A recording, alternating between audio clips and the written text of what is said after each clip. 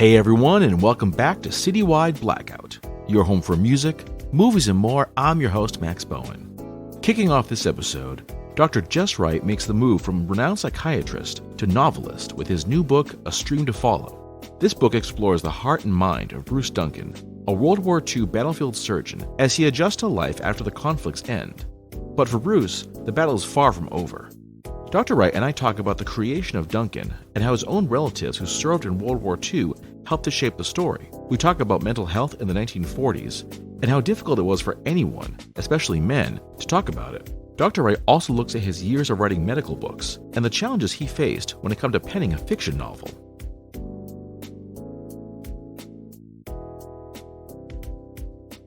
I'm doing good because my next guest, we have a great book to talk about. It's called A Stream to Follow, recently released through Spark Press. Dr. Jess Wright joins me.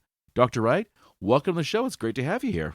It's great to be here. Thanks for having me. You're very welcome. Now, this book, I want to start a bit with your own background. Now, this is not your first book. You have written several others, but these have all been like medical books. This being your first work of fiction. I'm curious what made you want to do this? I've asked myself that question many times because it is a big transition. I've had a fair amount of experience in writing medical books. I think there are 8 of them now or so. Self-help books, book textbooks, books for doctors and nurses and psychologists, therapists, and we've had some pretty good success with them. And I've written all kinds of scientific papers because I'm a researcher and a psychiatrist at the University of Louisville, where I direct the Depression Center. So my day job, I guess, is being a physician, scientist, lecturer, writer, and so forth. And I always had the itch to write some fiction. I wanted to do it really for decades. And as I think back about this, I believe my English teacher in my first year of college would roll over in whatever grave he's in now. I think he must be there by now because I've got a little age on me. If he learned that I had written anything close to fiction, even scientific articles. So somehow or another, this has popped out of me.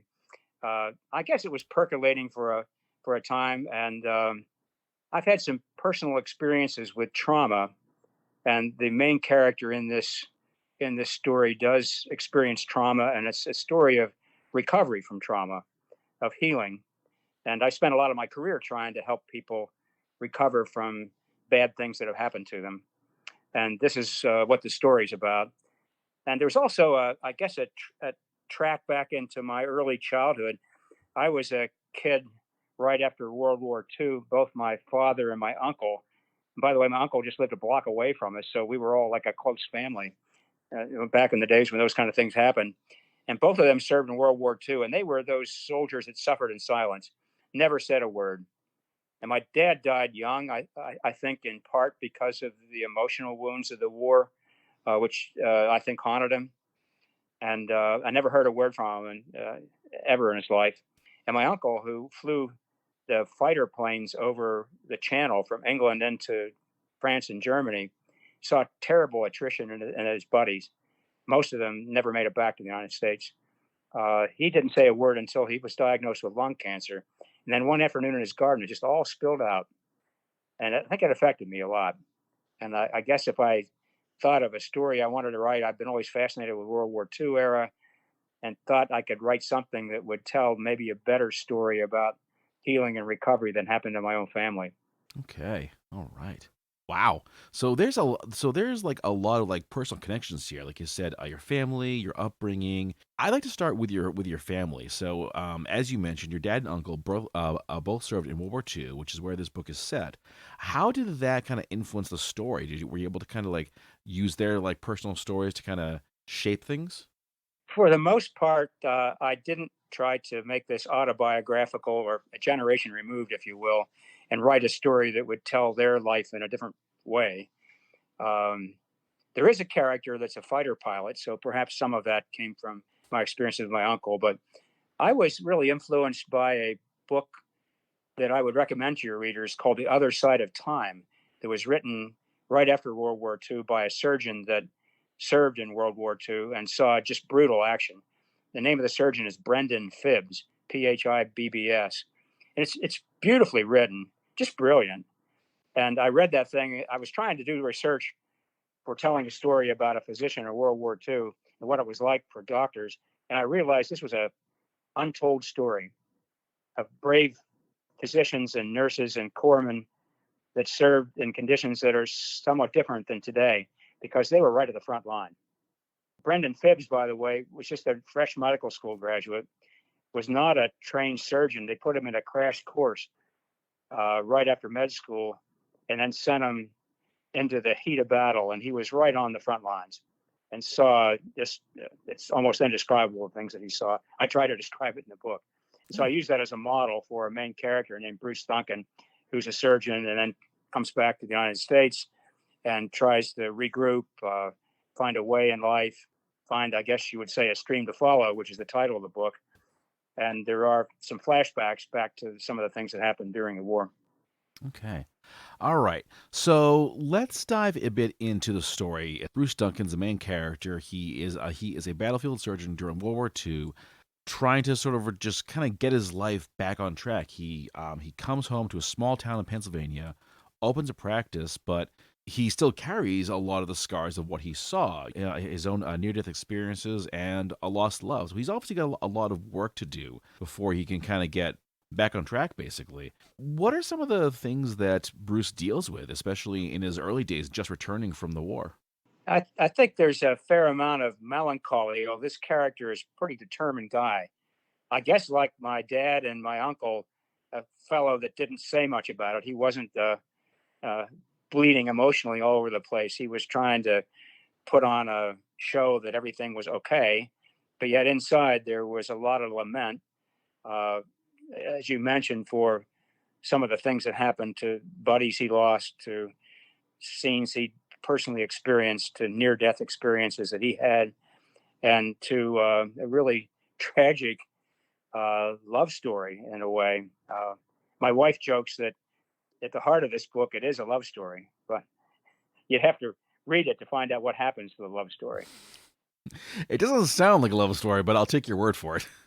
Yeah, it does sound like it's pretty tough, a lot of battle and emotional wounds, but one of the messages is that relationships and loving commitments and tenderness can have a healing power in our lives if we can find that with someone that we can talk with, that we can relate to, and can experience some of the things that we've experienced that have been traumatic in our past. Mm-hmm. Mm-hmm.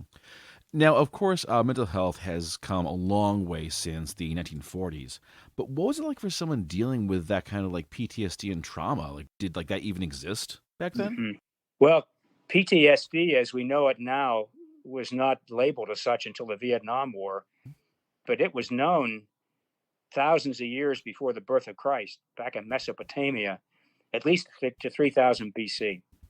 Descriptions of the same kinds of symptoms that people that come back from wars now have, or that experience sexual traumas, or a terrible car accident with loss of life or near loss of life.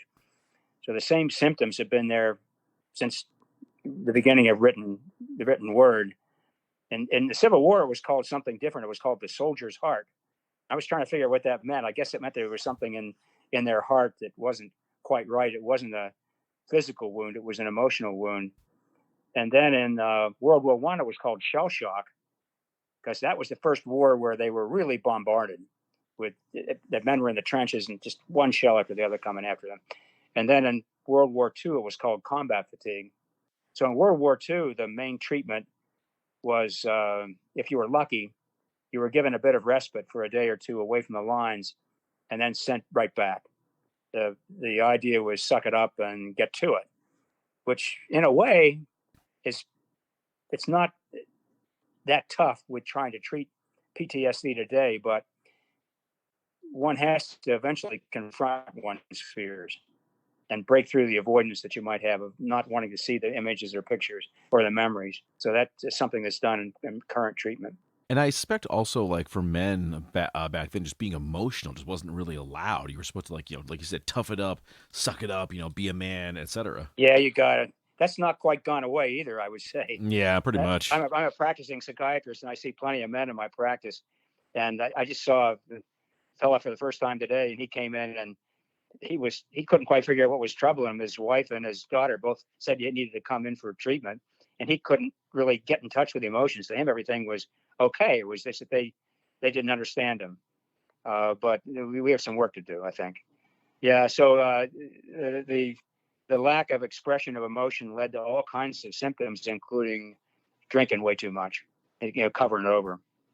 So let's talk about world building. Of course, this is your first fiction book, and world building is a huge part of it, even if it's set in like real life. But what kind of work did you have to do to kind of create the scenes? Did you like already know a lot about World War II enough to write the book? A fair amount of research. I've been reading about World War II for a long time. Even waded through Winston Churchill's entire history of World War II and many other books. So it wasn't that I was naive to the whole experience of that time. But it did take a fair amount of research, particularly about what the life was like for medical personnel during the war. So I probably read for 6 months, 8 months before I even put a word down on the page, and then spent a fair amount of time with an outline trying to figure out what the plot might be. Wrote a draft and wasn't too pleased with it. And I was able to then secure a excellent coach who helped me prune it, tighten it, get it ready to go out to an agent and find a publisher. So it took a fair amount of time. I've learned a bit along the way. Writing fiction is very different than my medical writing. But I hope I'm getting a little bit better at it. I finished the second one that's now my agent has it, and we're trying to find a publisher for that, and I'm working on a third one. So I'm sticking with it. Clearly, yeah. The research I found when it comes to writers is like the best/worst part, because you get to do all kinds of research and read all kinds of cool things. The alternative, the other side of it though, is that it'll be like months later you'll think, oh my god, I should probably write something now. Yeah, research can be good, and it can have its downside. Particularly, it can breed procrastination. Every time. You could say, gee, I don't know enough yet to start writing something. I need to check this one more book or one more reference, and you could be doing this for years. So as a psychiatrist, I've seen a few people that have a problem with procrastination. And early in my life as a writer, back when I was learning how to do scientific writing, I had huge procrastination. I remember my first scientific paper after I finished my residency at the University of Michigan. It must have taken me 2 years, and I don't know how many drafts, and much gnashing of teeth, and many false starts before I finally got the paper done. And then I was terrified to send it off to a journal because I was sure it was going to get rejected. So it took a while to get past that, just sticking with it, reading about writing, reading other people that have had experiences and what they've learned along the way, and trying to get a little discipline to stick with it. Which one of the things I've learned about procrastination is that if you can get yourself a schedule and carve out time and say, okay, I'm going to devote this amount of time to it, whether it might be Saturday, a Sunday afternoon for 4 hours or whatever it might be in the beginning, and then saying, okay, I'm going to write, and if nothing comes out, that's okay. If I work at it, that's fine, and then something is going to come, and that's been the case for me. You definitely can't force creativity. You can't say, okay, I'm going to write, an hour a day and it's going to be awesome. And sometimes you're going to be like just sitting in front of the computer screen thinking, I've got nothing. Okay, I'm going to go for a walk instead. Yeah, you're right. That's the way it is. So you have to be ready for those quiet times or those dull times. And then sometimes it just flows. Yeah. Another thing I've learned, and I've seen this, I'm a really avid gardener. I've been gardening for a long time. I love to it. I read about the history of it. And there's a garden in England called Sissinghurst that some of your listeners may have heard of, or you may have heard of. It's a famous garden. It's on the national tours. And that was developed by two very interesting people, Harold Nicolson and Vita Sackville West. And Vita Sackville West was a well-known poet, a real bohemian, really loose around the edges. And Nicholson was like a military precise engineer type guy. And so Nicholson built the structures for the garden, all the paths and the hedges and so forth. And then Vita Sackville West planted all that with all this abandon of flowers and plants that is pretty wild when you see it. So it works. So I've sort of picked up on that having a structure, like an outline, and so you have some idea where you're going, but yet you let it flow within those structures seems to work pretty well, at least for me. Hmm. Now, I'm curious about what your initial draft looked like versus the final draft. Well, it had about 5 more characters than the final draft. What happened to them? I Oh, was geez. overly ambitious. Uh, One of the ideas I had when starting to write as a psychiatrist, transitioning to a novelist, was that I spent my career learning about people, listening to all kinds of stories, trying to help people with, you can't imagine the stories I've heard. So maybe I know a little bit about people and I could perhaps develop character. So maybe I developed too many characters. So my advisor said, "Gee, this is an interesting plot, but people are going to get lost in it. So pare it down." Mm, So that took a while to do that kind of editing. Had yeah. to be very ruthless with the editing. One of the problems is you write something down, you don't want to lose it. As you spend days writing a chapter or a passage, you say, "Oh, gee, I got to get rid of that." Just Yeah. I cut it. think I think that like that's the hardest part though, is when you have a chapter or a character or a scene that for you is like precious, but your editor's like, nope, it's got to go. It's not helping anything. Toss it. That's it. Yeah, it's a tough one, but I think they're usually right. Oh yeah, I'm not sure exactly. universally. Yeah, but For the most part. For the I most part. accept it. Yeah. Taking out those 5 characters, did that really drastically change the story? Not the total flow of the story. The main characters remain. These were minor characters. Um, so I was able to retain most of it. And actually, I took some of the pieces that other characters had and gave them to characters that were retained in the book. So I was able to carry most of the story. It cut down a number of words, but it went from, I think, around 110,000 words, which was too many, down at about 20,000, cut off that. Wow. That's quite the So reduction. that was some pruning. That was a lot of pruning. That's a whole lot of pruning. Hey, Yeah, you're a gardener. yeah, You know what it's all about. yeah. You have to prune to make things grow. Exactly, exactly. I've always found it interesting because like there's a saying, I can't remember where I read it, but if you want to get into the mind of a writer, it's not just about what they have on the page, it's what they've taken off of it. And I'm always curious to see what like original drafts look like and how the story can be so different. Um, we talked a bit earlier about precious parts of the story. In working with your coach, did you ever have a moment where you were like, "Nope, I won't take this out. It's essential. It's got to stay." I didn't do that. Fair I enough. I might have more confidence to do it now, but in the beginning, I thought, "Gee, this guy's been a New York Times best-selling author. He probably knows what he's doing." And he does know what he's doing, and I think his advice was very wise. Hmm. So I followed it. What would you say was the best piece of advice that they gave you? Well, I'd say what I learned from the first book was spend more time on plot before you get started. And so for the second book, I thought I had the plot worked out better. I had to tidy up the plot so it didn't meander too much. Hmm. So I increased the amount of suspense, which took some work and rewriting. I want to talk a little more about your professional experience, which I'm sure if we went through the whole resume, we'd be here all day long. You're a professor of psychiatry at the University of Louisville. You've worked on a number of books over the years dealing with depression, anxiety, many other things. How did this kind of background really assist you when it came to getting to the heads of your own characters? I think that's an excellent point, and I hope it did. I've been a devotee of cognitive behavior therapy, which some of your listeners may know about. Sometimes it's called CBT. When I started with it, which was back in the late '70s, which dates me, but I was a very young physician back then, and it was not used much. There hardly anybody knew anything about it, and I began to work with the fellow that developed it, Aaron Beck, who just died, by the way, this year at age 100. Had a very influential career. So the therapy, which got started really from not much, ended up being the most heavily researched psychotherapy anywhere in the world, and it's used across all corners of the world. Very influential therapy, and it is pretty practical, down to earth.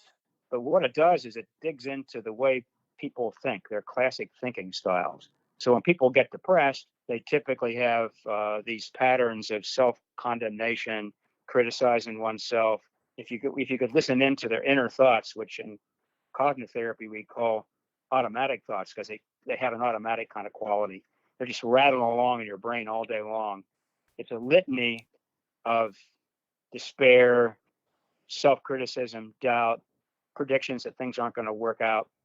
And so that once a person gets into that style of thinking, it perpetuates this sad mood and all the behavioral things that go along with depression, like procrastinating, getting up in the morning and not getting to work because you don't think you can make it. You just don't feel you have enough energy or gumption to do it. And even at the worst, getting to the point of self-destructive kinds of thoughts of committing suicide or thinking of suicide. In the book, I try to get inside the heads of people, not just what they say to others, but what they're thinking.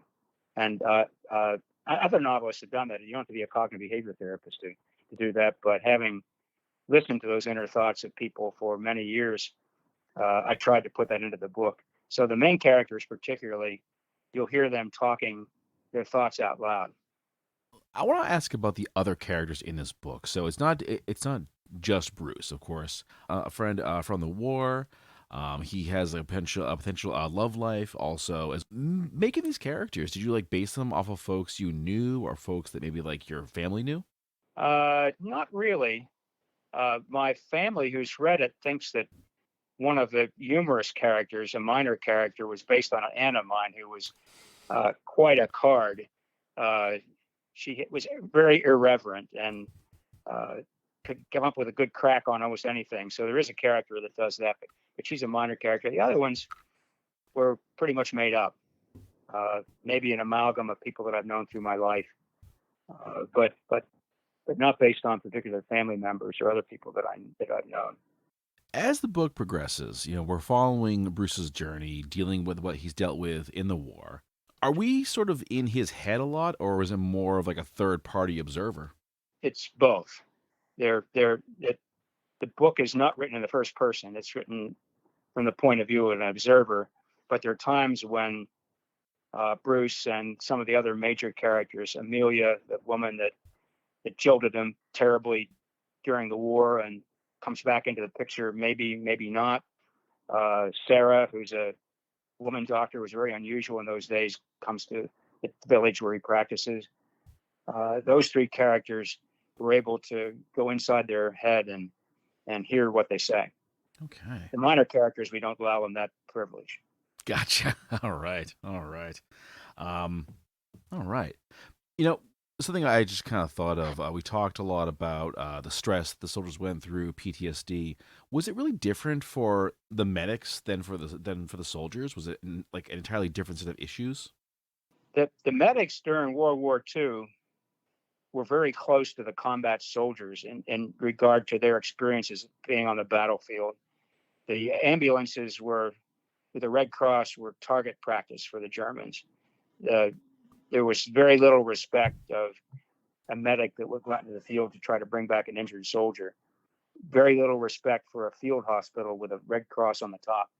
Bomb it like anything else. So and sometimes the soldiers, and there's a chapter in the book where Bruce and the other soldiers, the doctors, have to fight. They're given bazookas and machine guns because the town is being overrun. So they have no choice but to fight. So they have a lot of that experience. But the thing that they see that perhaps the regular soldier didn't see was the gory devastation of the wounds and trying to help soldiers who were dying or those that had wounds like, a terrible groin wound, for example, in a young guy. You can imagine what that might be like for a person to realize that their privates have been shot off. And soldiers saw that, these doctors, and had to somehow comfort or work with the soldiers that were with them. So it was somewhat different, but the same. So, how does it feel to have your first fiction book now out there for the whole world to see? Well, it's good. I'm glad to have it out there. We had a great book signing in Louisville at an independent bookstore and had a standing room only crowd. So that felt great because when you write, you're doing it in isolation. I would occasionally, my wife would say, "Are you still alive up there in my study?" Uh, because I would end up sometimes spending 6, 8 hours on a day when I had off to write.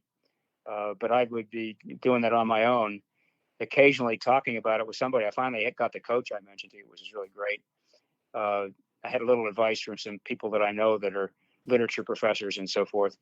But it's mostly you're in it and you have no idea whether this thing is any good or not, whether anybody's ever going to read it, whether it ever get published.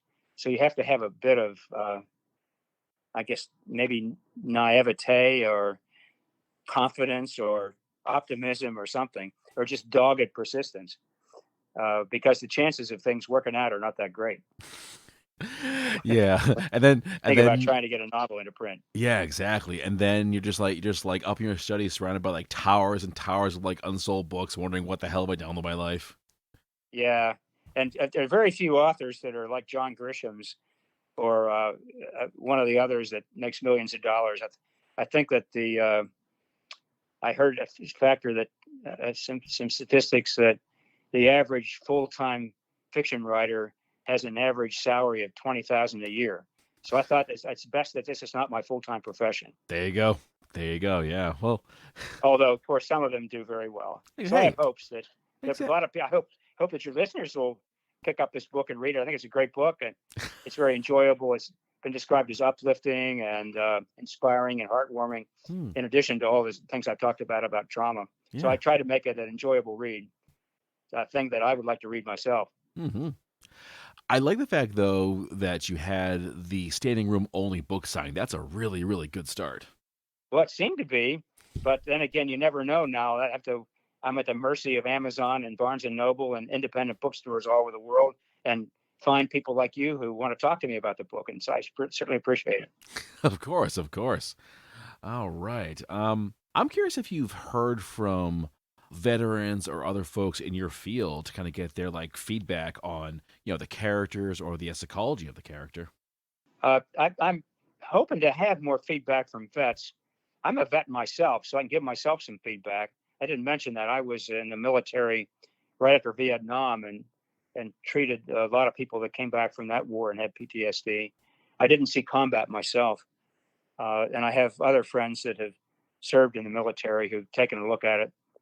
I have another psychiatrist friend who read it and really loved the book and thought it was very authentic with his experience. So that was good feedback.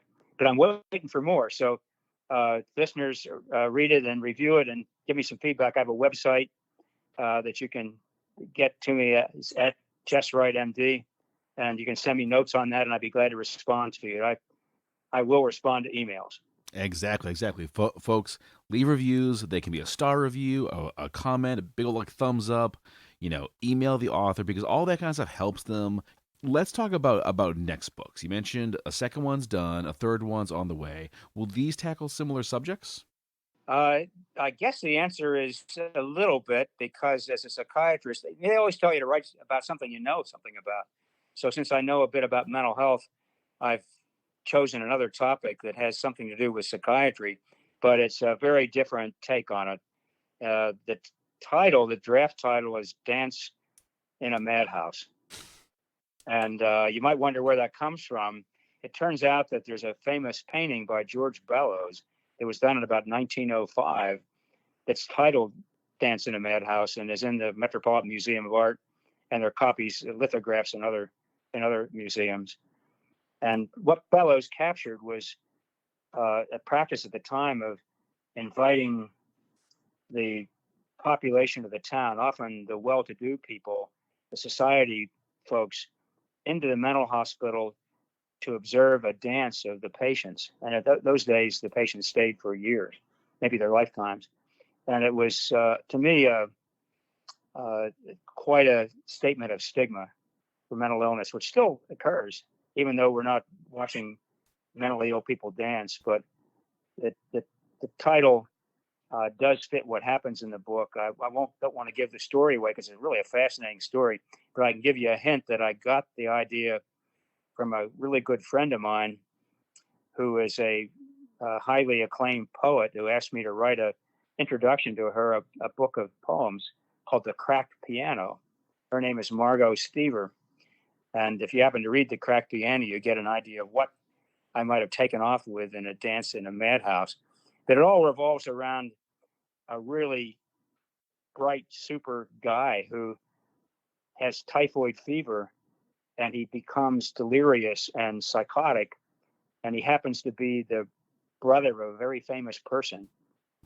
And because of that, he's deep sixed in a mental institution, one of the retreats that they had at those days, and basically put away forever, and has to use his wits to somehow find a way out of this place. And it becomes, in a way, a detective story, a psychological thriller, and at the end, a heart-wrenching but inspiring story of facing the odds and beating them.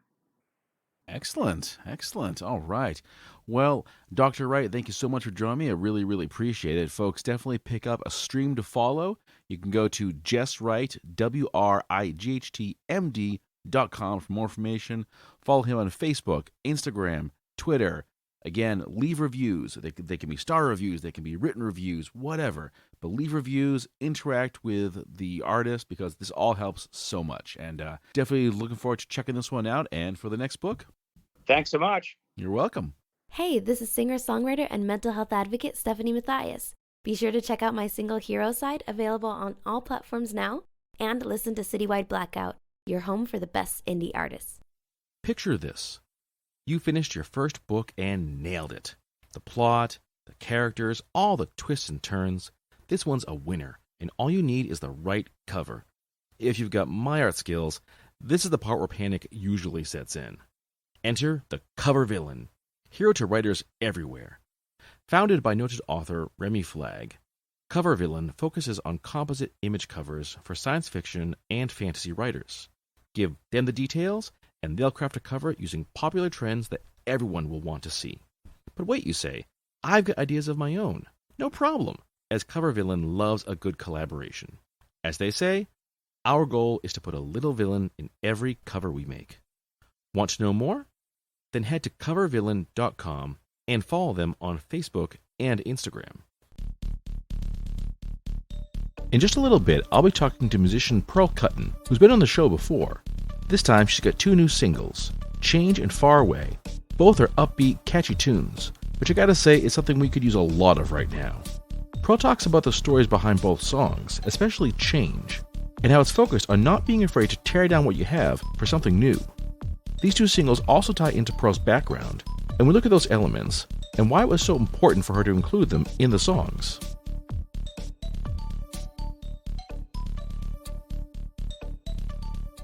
And joining me now, well, this name is very familiar to folks who've been longtime listeners. She's been on the show a few times already, and she's back again. Singer-songwriter Pearl Cutten joins me. She has new singles out, an album on the way.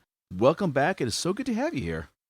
Oh, thank you for having me. I'm always happy to come back to your show. I'm really, really happy that you could invite me again one more time. So I'm getting used to this. And it's been 2 years now. So I know. it was about time. I didn't think it was that long, actually. Like, when we were talking about this, I thought, okay, it's been a little while. But wow, you're right, 2 years. Because we last had you on for your previous single, You Are Beautiful.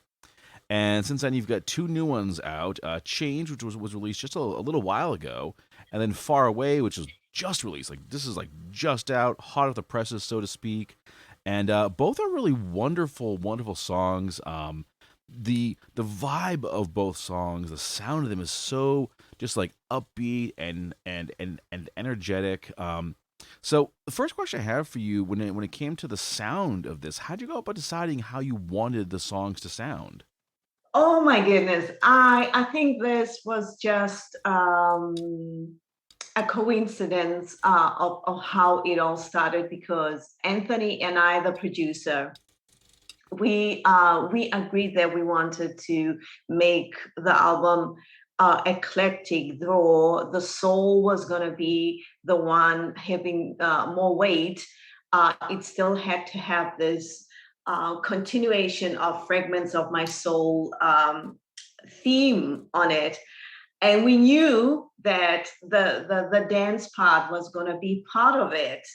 But Change and Far Away were like, I think they were like the first demos that we made, and they just came instantly last summer, actually. Uh, I think it was the first kind of demo versions that I got from Anthony, and I also wrote or made the lyrics and the melody just straight away. So actually, the compositions didn't take long. I think what happened is that we just improved the production way much better than the original ones along the way, and everything just happened so fast with them. So that's how they came about. Very cool. Very cool. Yeah. Now, I love the story behind change because this song, as the name implies, is all about embracing change, not being afraid to make it. And I'm right myself on the verge of a major, major life change, so I can definitely attest to that. Oh You yeah. can't be afraid of change. But I'm curious for you if this song came about because of any kind of like real life changes that you've been dealing with. Well, I'm going through changes all the time. I think the past couple of years actually have been very dramatic when it comes to change, um, both in a positive and negative way. But I mean, I guess in my life, which is a very spiritual life that I try and live, is that any kind of change comes with a bit of chaos, even if it's positive. And we need that sometimes. We need to have that kind of chaotic, those chaotic moments in our lives for us to be able to invite more growth. And I think that's a theme that I've been going through personally for the last couple of years. And instead of being very afraid of it or reacting, rather negatively towards it, I just learned to embrace it because sometimes it was heavy, heavy stuff. But, the more you embrace it, the more it becomes easier to deal with.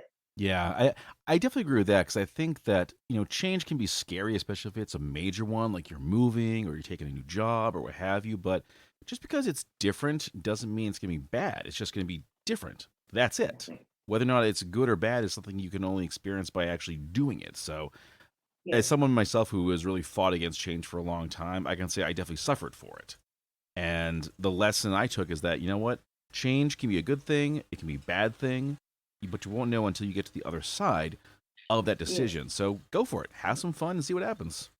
And I hate stagnation. I really hate Mm, stagnation. And, yeah. and I think that's how the song came about. It's about letting yourself like stir the pot a bit and get out all the murky stuff that lies beneath everything and let it come out. And then you can look at yourself in the mirror and say, okay, what do I do now? Do I throw this out?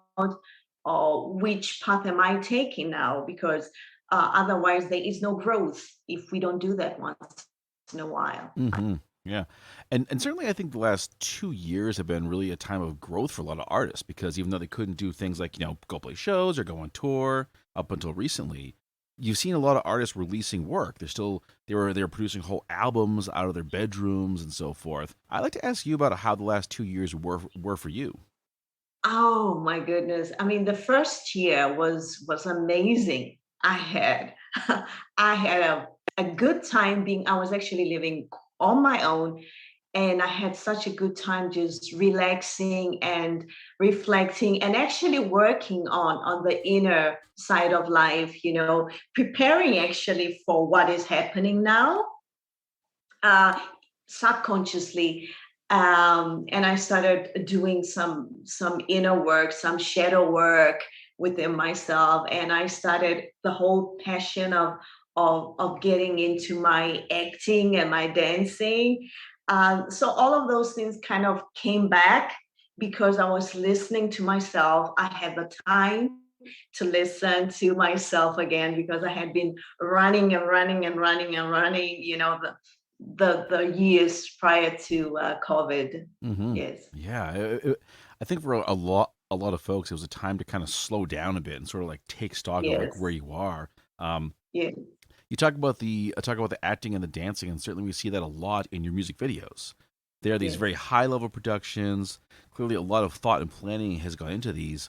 Will we be seeing music videos for Change and Far Away? Well, change, there won't be any. I have a music video out for change. Hope you've seen that. Hmm? And right now I'm working on a music video for Far Away.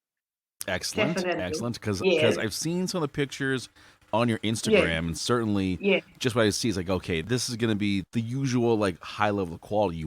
Oh, thank you. Yeah. Was that Thank like you. always the case where you would really go so far out, you would hire a full like production team, actors and dancers for the videos? Oh, well, it's been quite different because with the painting you, if you noticed and if you remember, I was just alone. Well, the photographer, the video maker was quite professional, but I did everything on my own. And I actually did my own makeup, which is actually very uncommon of me to do that.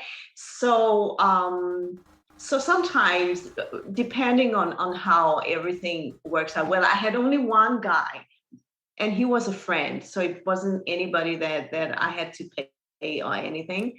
And with You Are Beautiful, I had amazing, an amazing team, makeup artists, and everything, beautiful costumes.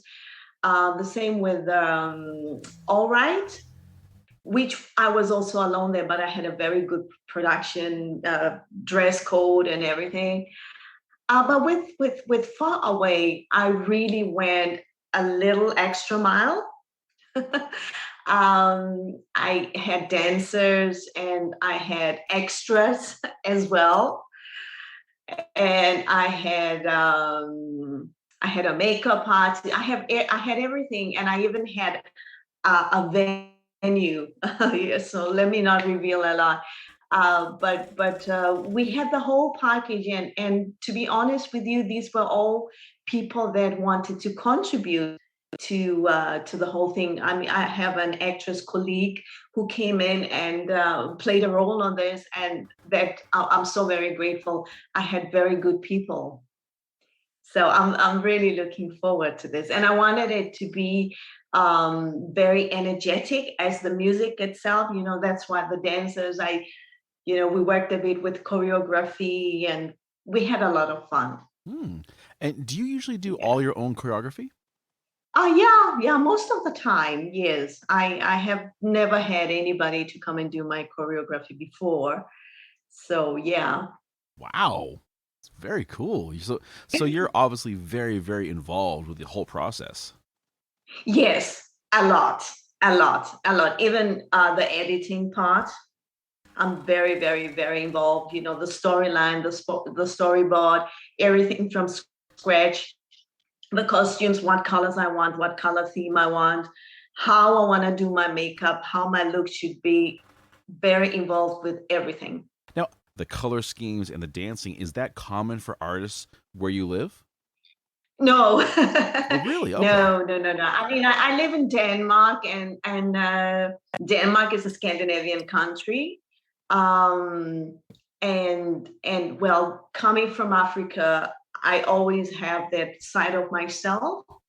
Even though I've been living in Scandinavia for many years, I never forget my roots. So I always try and be who I am, be authentic, and really mix whatever I feel is fine for me, and actually whatever fits the theme of the song. And this time, Far Away is very much African inspired. So I went all the way, with a lot of color.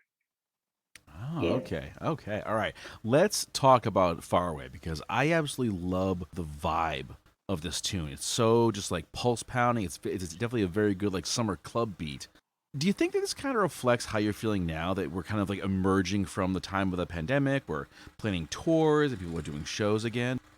Yes, Far Away is definitely a life force for me.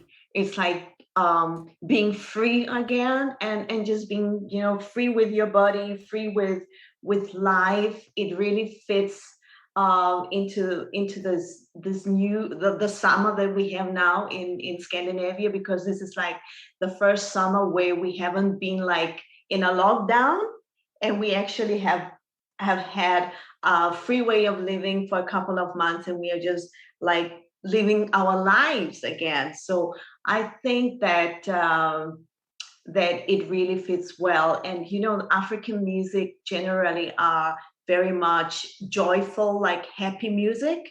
The rhythms and the beats are always so joyful, and I wanted that to be the theme of the song, the rhythmic part, because Anthony worked a lot on the rhythmic part to really make it so much alive, so it could really lift the whole song.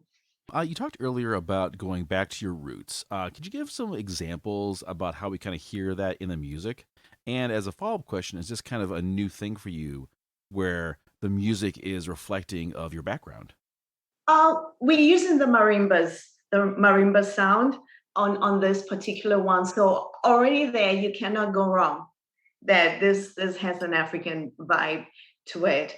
Well, I have done some kind. I've been featured on South African producers' albums before, so actually it's not quite a new thing, but it's a new thing when it comes to my own production, my own album, and wanting to do that out of my own self.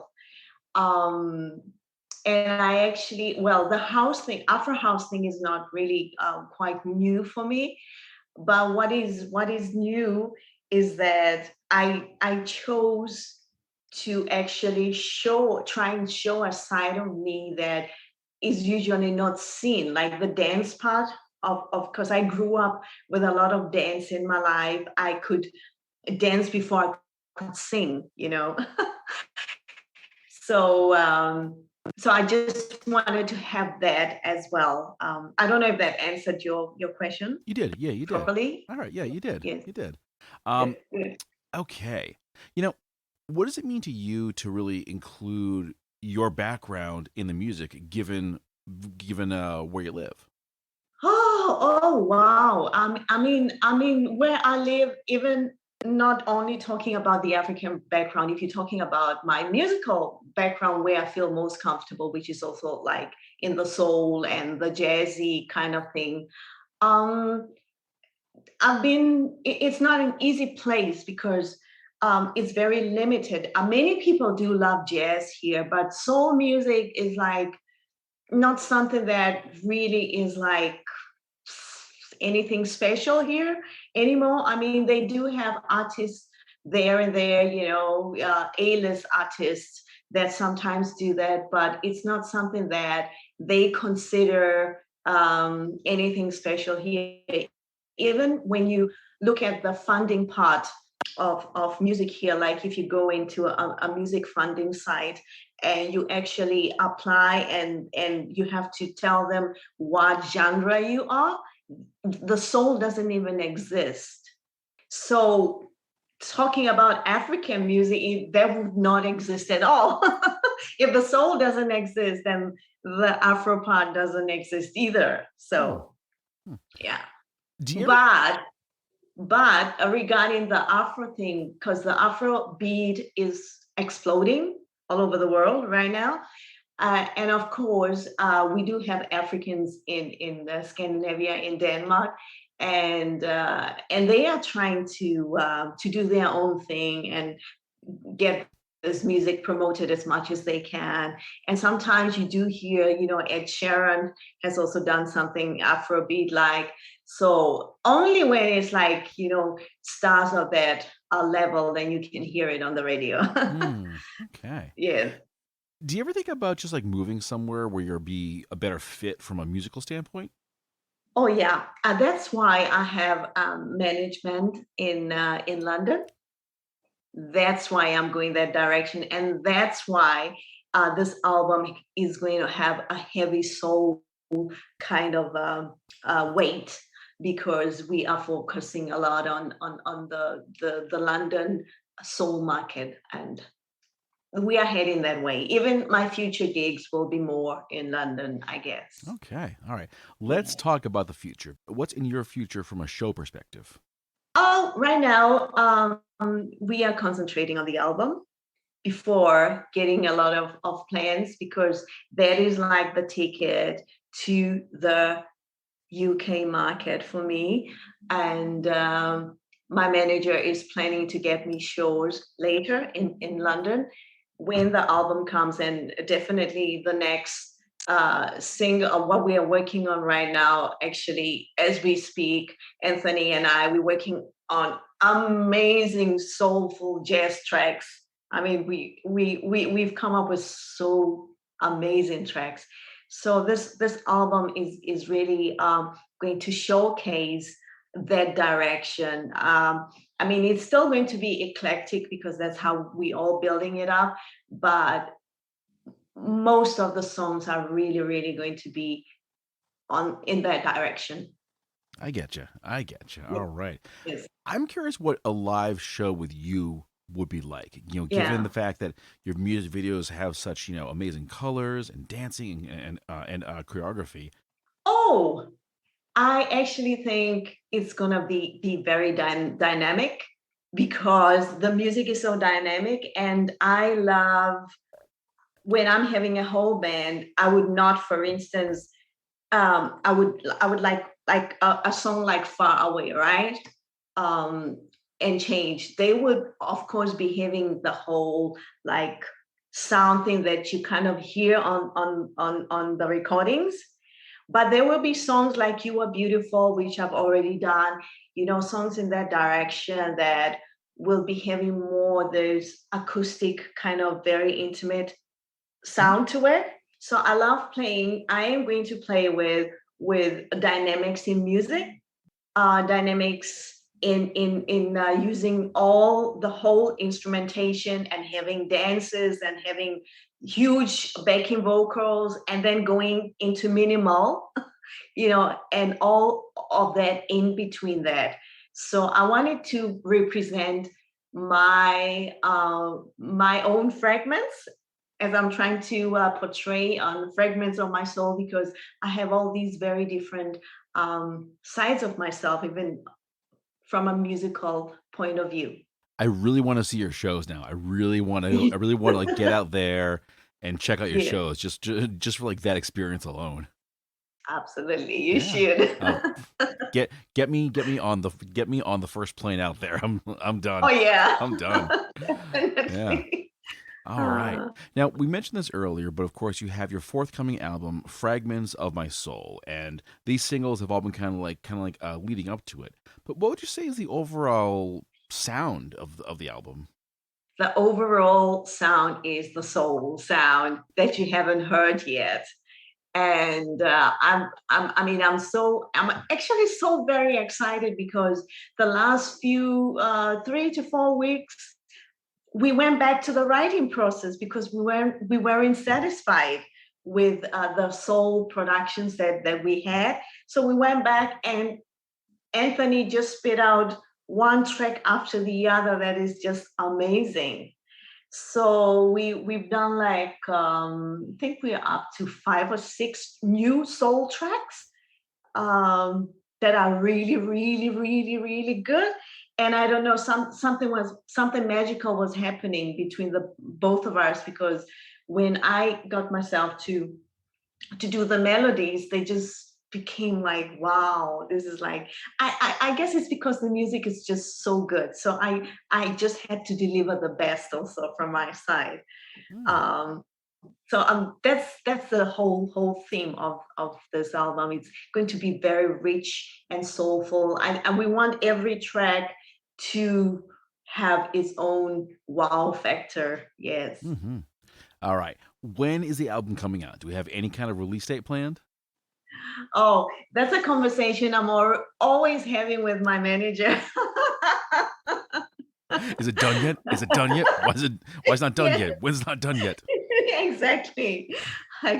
But we are hoping that this fall. Excellent. Excellent. Well, Yeah. I certainly look forward to that. And folks, you can definitely check out Pearl Cutten, CUTTEN.com for more information. You'll find all her links there. Follow her Instagram. It's got some amazing pictures, great vocals, great music as well. And Pearl, looking forward to the next conversation. Absolutely. Me too. Always. Thank you so much for having me. You're very welcome. Okay, everyone, that brings this episode to a close. You can follow the show on Facebook under Citywide Blackout and Twitter and Instagram under Citywide Max. Get at me at citywidemax@yahoo.com and check out the show wherever you find podcasts, as well as every Saturday at 10 p.m. on Boston Free Radio. To close things out, I've got Pearl's 2 new singles, Change and Far Away. As always, keep those ears open.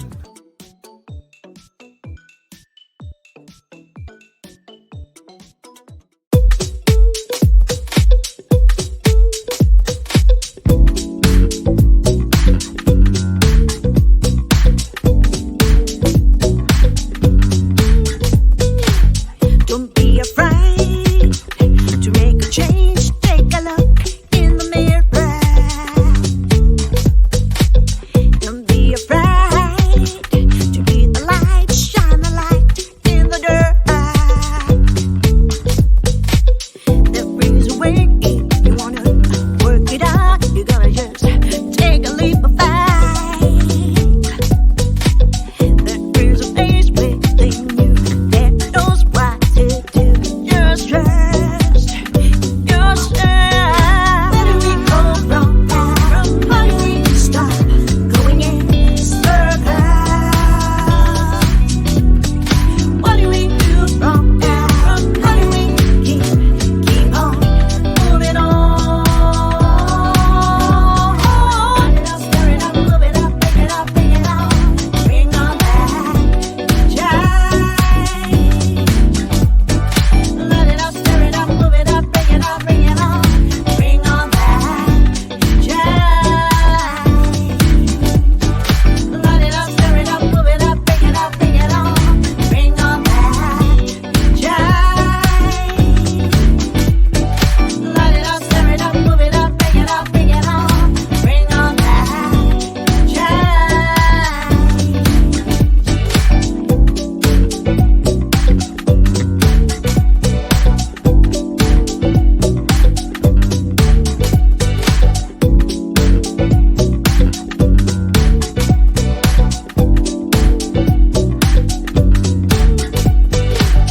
Don't be afraid to make a change. Take a look in the mirror.